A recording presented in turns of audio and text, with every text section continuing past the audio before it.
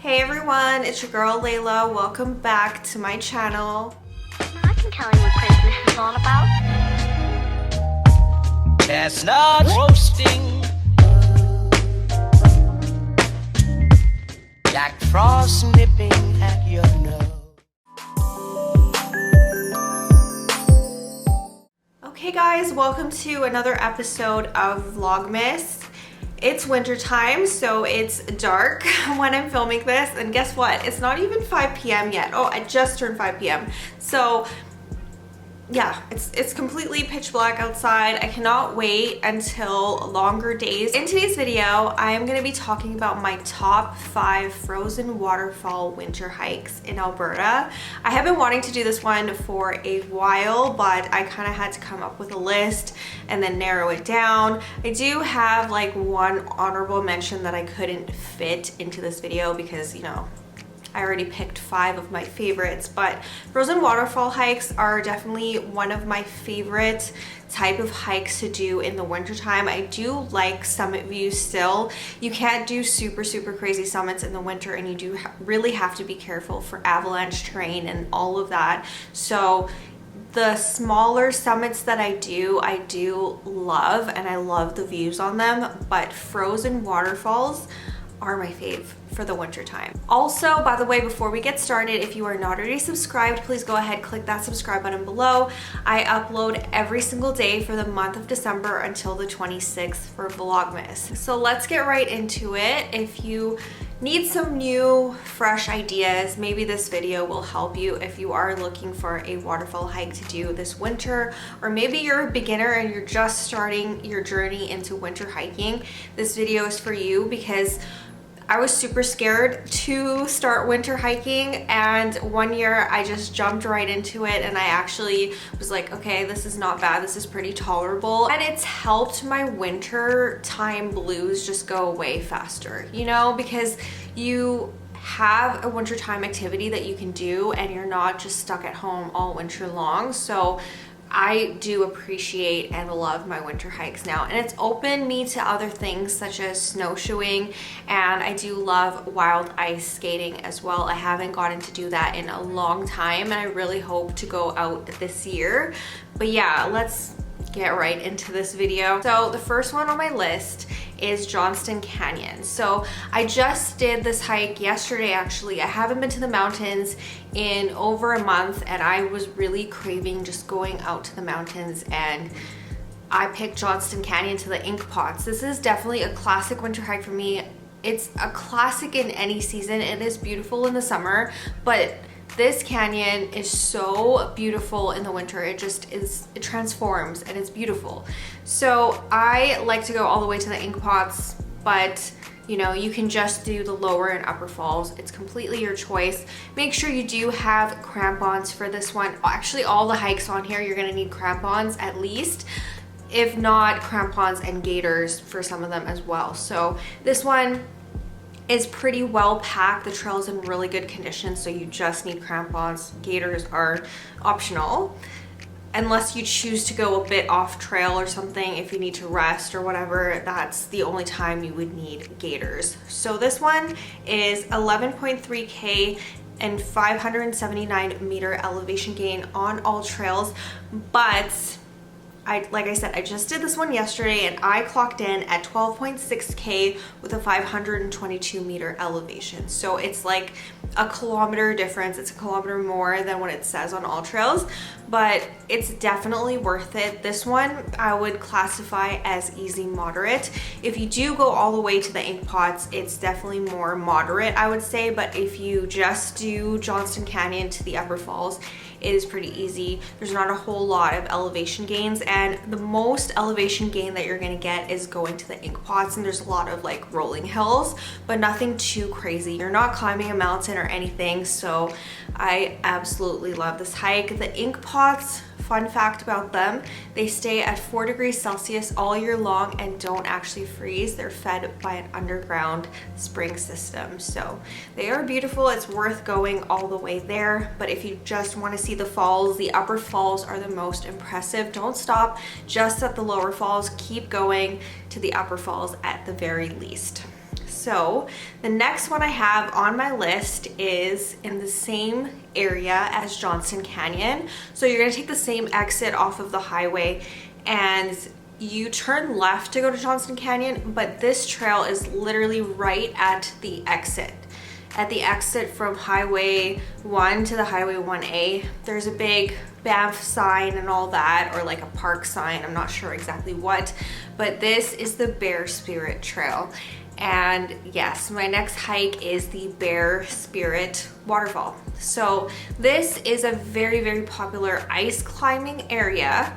So if you do want to go there and you want to have the most peace, I guess. And not to take away anything with ice climbers, I love watching ice climbers. I do want to do that one day. It looks so fun. But if you do want a quieter day there, definitely go on the weekdays. And you know, with ice climbers, you do have to be really careful where you stand when you're taking photos and stuff like that. You don't want to get too close to them because of falling ice and stuff like that. But this is a ice climber trail.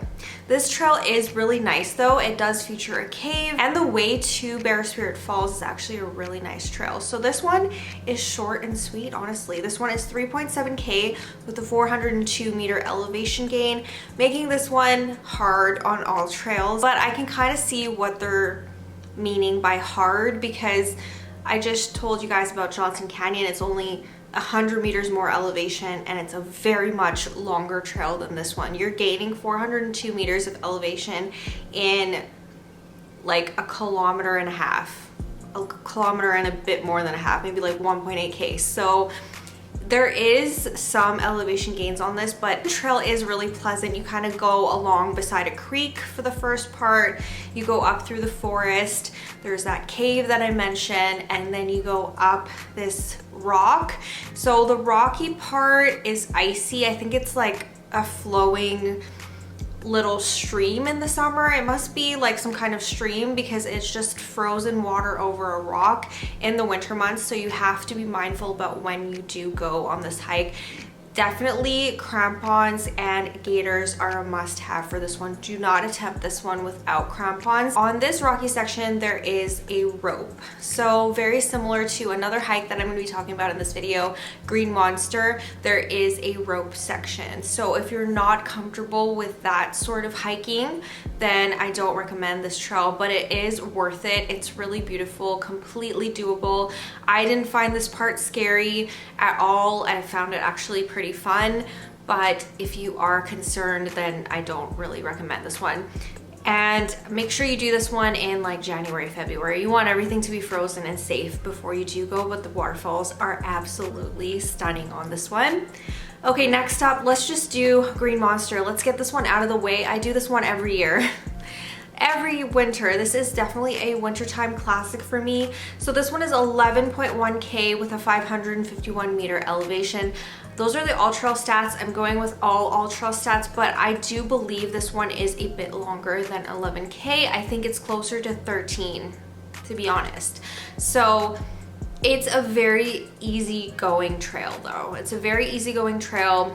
You have to wait until the creek or river or whatever it is freezes before you do this trail. Be mindful that you're going to be walking over like a frozen stream. I'm just going to call it a stream, but you're going to be walking over a frozen stream for most of the hike. So this one does not have a lot of elevation gain in the beginning. It has a very long flat approach. This one is located at the Evan Thomas parking area.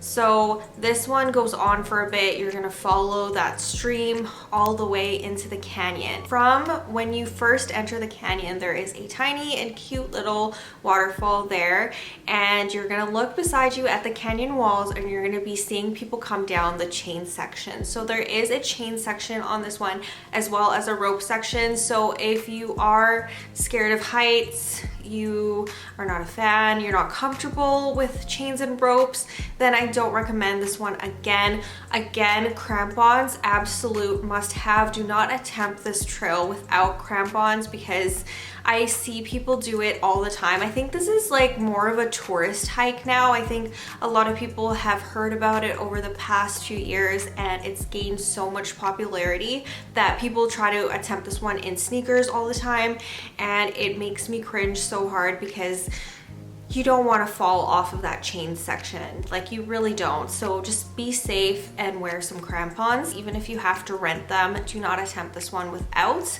So once you get past the chain section, you can kind of look over into the canyon, and it is pretty deep. It goes a really long way down. Kids do this hike though. I don't think that the chain and rope section on this particular trail are overly difficult or overly hard. If you are willing to kind of test your limits a little bit, then maybe try this one out and see how you feel. But it's not as scary as, say, like Yamnuska or Carnarvon Lake or the one in Waterton, Criff Lake.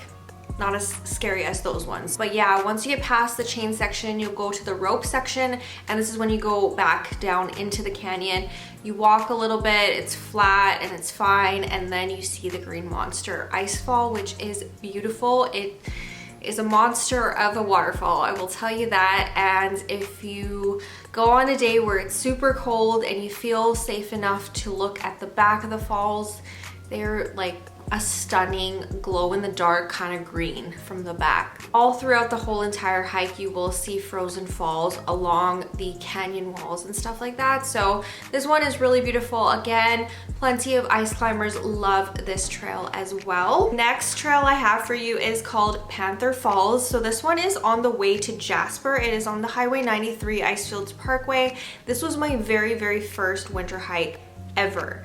I wanted something short and something easy to see if I even liked hiking in the winter, because I was just terrified I would be cold, honestly. And then I saw so many photos of this hike on Instagram and I was like, I need to go there, I need to check it out. So this one is 1.3K with a 76-meter elevation gain. So definitely a walk in the park. Literally a walk in the park. It's actually a very simple hike. The parking area I don't find very well labeled. You kind of have to park. There's a little like pull out off of the highway. You can park there, and then you basically from the parking area go down. You go down and then the trail goes into the trees a bit. You walk along. It's pretty flat for most of the way, and like I said, it's very short. So around like 650 meters get you to Panther Falls. And wow, this one is beautiful.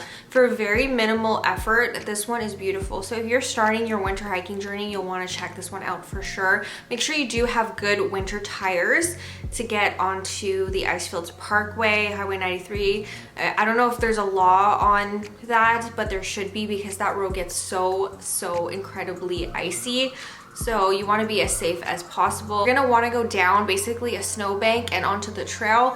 And this snowbank, depending on how much snow we get, can get quite deep. So make sure you bring gaiters for this one. And last but not least is Coal Creek. This one is located in the Blue Rock Wildland Provincial Park in southern Kananaskis. This one is 8K with a 197-meter elevation. So it's not a whole lot of elevation gains on this one. And for this one, you do have to be mindful of the conditions.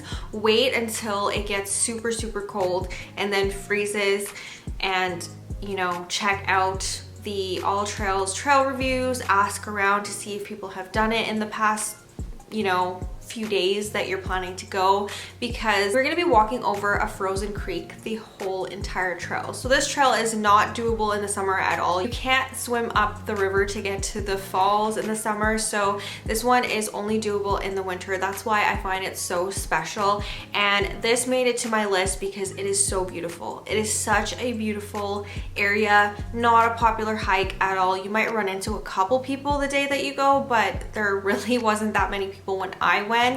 And you have to be mindful of the first part as well. Make sure that the temperatures have gotten cold enough to do this one safely. You do not want to fall through the water into the river at all. So the very first part of the trail is a river crossing, and then after you get past the river crossing, you go into the trees for a bit, and then you literally walk up the creek to the falls. So last year when I did this one, there was a lot of deadfall. There was a lot of trees that were falling down. So you just basically have to dodge the trees most of the hike. That is going to be the most challenging part for you, as well as just overall, I don't really consider this one very hard to navigate. Obviously there is no signage. This is not a popular hike or an official trail or anything like that, but you follow the creek along for the most part. But when you do get to the parts with like deadfall and there's no way to avoid it, you have to go in the trees and kind of like make your way around and stuff like that. So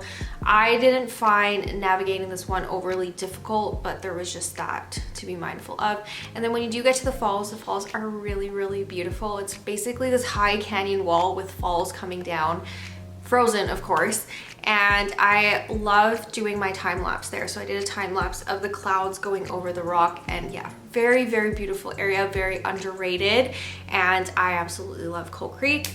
So last but not least, I do want to do an honorable mention, and that is Hafner Creek. So this one is located on the other Highway 93, the one that goes to Radium and all of that by Flow Lake, that area, the Highway 93 that goes to BC. So this is located there, kind of near Boom Lake. You are in the Kootenay Provincial Park by the time you get here though, so you're gonna be driving to BC. It's not as far as you think it is. It's not as far as going to Panther Falls. If you're from Calgary, this is about a 2.5 hour drive. Again, be mindful of having winter tires because this road can get really bad and really icy as well. So yeah, Hafner Creek, very, very beautiful. I went there for the first time last year and the waterfalls were incredible. This trail was a little bit hard to follow though because it's not really well marked. You do want to hit up the cave. I didn't make it to the cave last year, but I've done my research this time around. I know how to get to the cave, so I will be attempting this later on in the winter when things get colder and all that. And I think that I would say February is a good time to check out this trail. Pretty easy for the most part. It is mostly flat, and you can also do Marble Canyon in the same day. Marble Canyon is in the same parking lot, so you can do both in one day, which I love. But yeah, that is all for this video. I do hope you guys enjoyed it. I hope you got some good recommendations from me to check out some frozen falls this winter. And if you have any suggestions of frozen waterfalls I should go to this winter, definitely leave it in the comments below. I'd love to know your suggestions. And I will see you guys soon with a new video. If you are not already subscribed, please go ahead, click that subscribe button below. I am uploading every single day until the 26th of December for Vlogmas. So I'll see you tomorrow with a new video. Bye!